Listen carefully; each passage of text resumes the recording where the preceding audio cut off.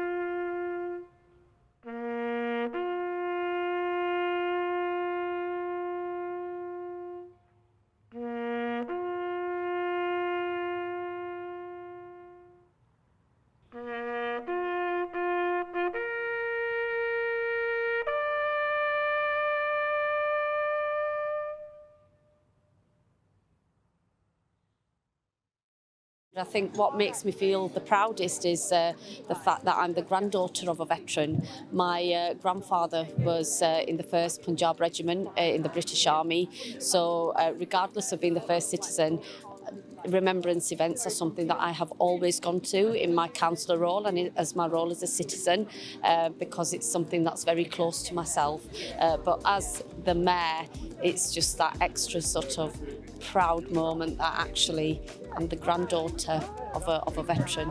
This starts the remembrance events on an annual basis here in Kirklees, opening the garden here in Huddersfield. So it's really important that we do this on an annual basis, and we must remember the sacrifice that our veterans, that those in the armed forces do for us every single day, really, and it's really important that we take part of that here in Huddersfield. It's so important that we honour and remember those who gave their lives in the service of the country. And we've had veterans here today, and we deeply honour and respect them. But we've also had members of the public, people of Huddersfield, who've stopped by and observed the ceremony. And it's so important that we do this every year, that we never forget the people who gave their lives in the service of our country, and we will always remember them. For the African descent community in Huddersfield, it's vitally important that somebody represent them, because they were in the First and Second World War. And I've known people, I was in the youth camp in Jamaica for a short while, and there were 3 guys there that was ex-army officers. And when I heard they talk about what they had done in the army, the British Army, because of the Queen, I feel good about to say, yes, we are part of the system. I want to start with the evidence of how much remembrance has grown. It was growing before the pandemic, and it is regrowing again now, because I think people have a sense of how important it is to remember lives that have been offered, service that has been given. And for me, as a representative of the church, I know that people have different political ideas about why we've been involved in conflict, but what we have in common, I think, is the valuing of human life, is acknowledging that when somebody has given their life, feeling that that is for the common good, the very least we can do is remember.